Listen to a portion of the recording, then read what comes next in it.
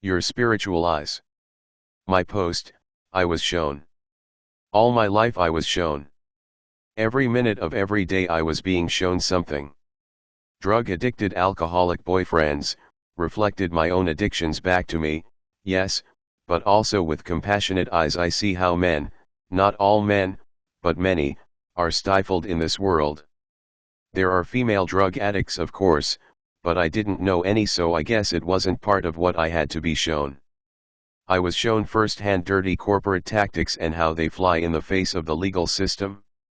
How they are there for themselves and not the employees they so loosely term family. I was fired off a sick leave and then screwed over by the insurance company that was to give me long-term disability benefits, deep state. My own experience as an oppressed woman, child abuse survivor, daughter of 2 narcissists, I was shown what passes for child rearing in some circles, and I was shown on a smaller, personal scale how the matrix works. I was shown pedophilia when my nieces were abused by their grandfather. I was shown the depravity of the toxic male in the workplace through personal experience. I was shown how trusted medical professionals are anything but that. I was shown how corporations overlook some of their own values with respect to environmental issues, because they're making money. I was shown how the worker is not valued in the workplace except as an expendable source of revenue. I was shown how the medical system doesn't work for some people and I turned to holistic medicine. I was shown how people on the street live, how they think and how they don't fit in with the rest of society.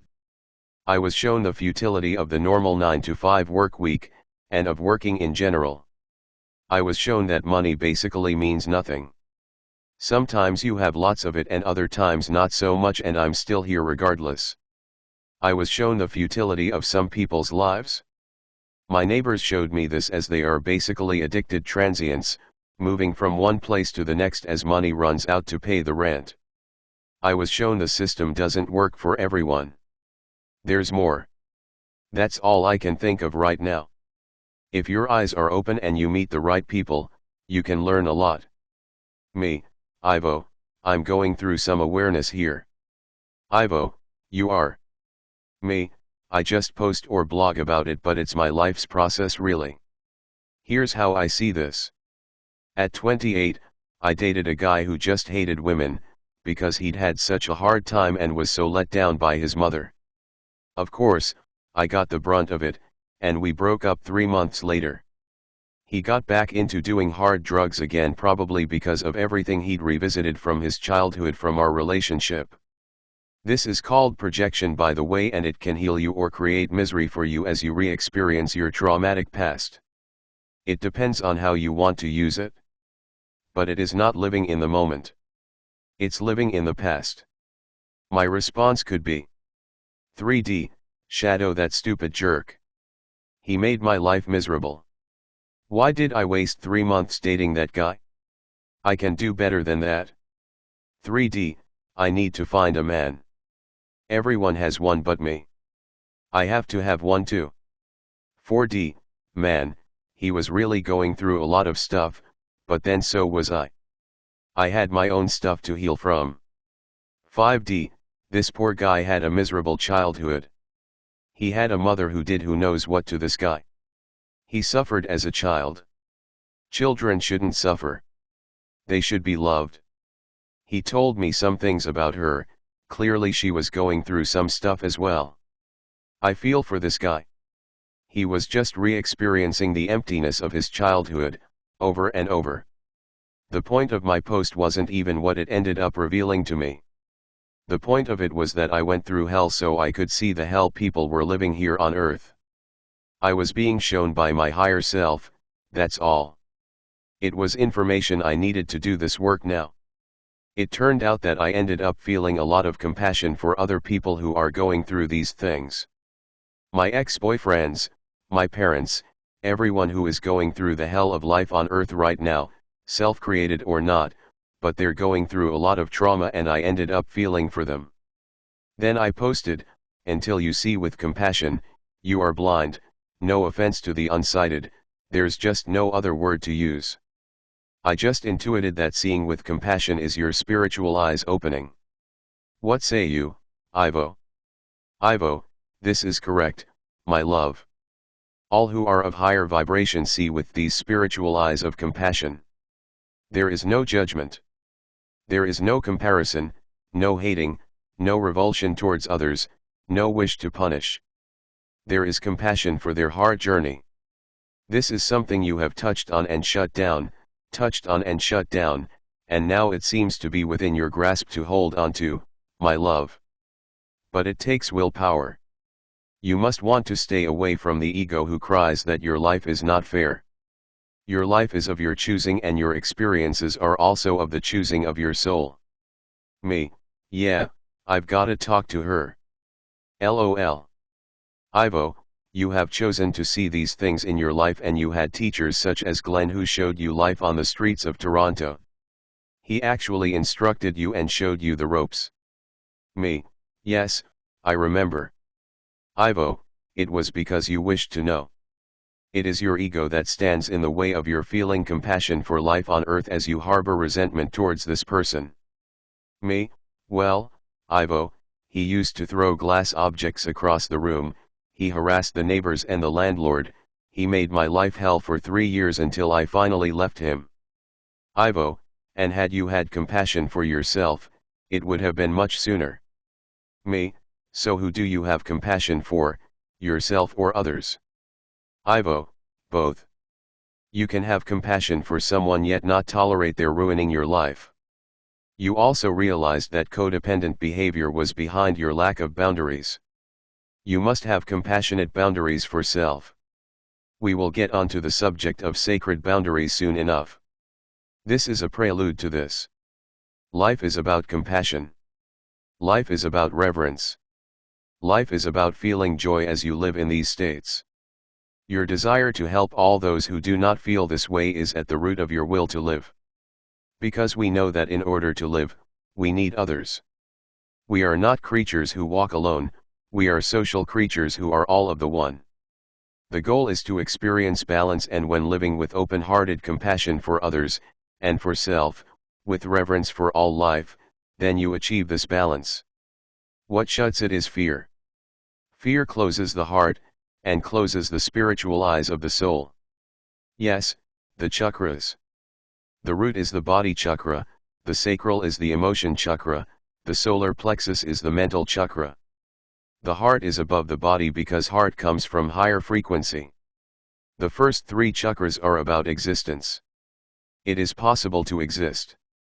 But heart is needed to create a spiritual life in the physical. It must be open. The 4th dimension is about learning to keep the heart open and not to close it out of fear. Then one will access the spiritual voice as you have in the throat chakra, the spiritual eyes, the third eye, and the spiritual mind, which is the crown chakra. The spiritual mind aligns with all other minds of higher consciousness. To be able to live with compassion means the third eye is open because you see that life is about compassion for all. This is why we of the galaxy and the universes above us work to help those in the lower dimensions. It is tantamount that you know which voice you are speaking from. Are you speaking from your wounded shadow? Are you speaking from a third-dimensional egotistical perspective?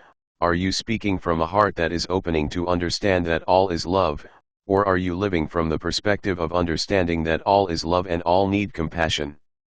Me, that's cool, Ivo. I'm all over the map some days. Depends on how I get triggered. Ivo, and to learn to see your triggers with compassion for yourself, and compassion for those who had triggered you is the point, for they are learning as well.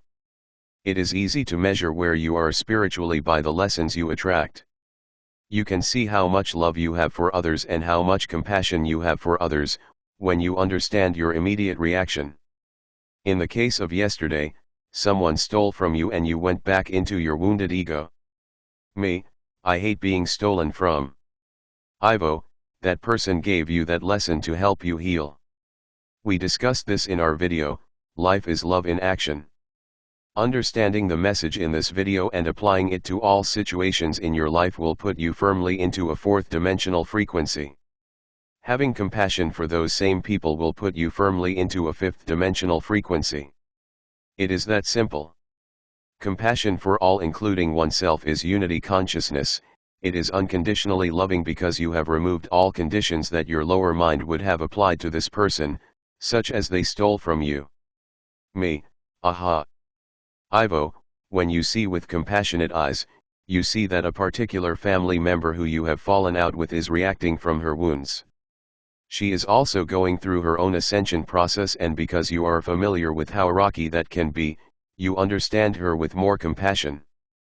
Me, true. This is being shown to me. Ivo, yes. Bear in mind that pity and compassion are not the same thing.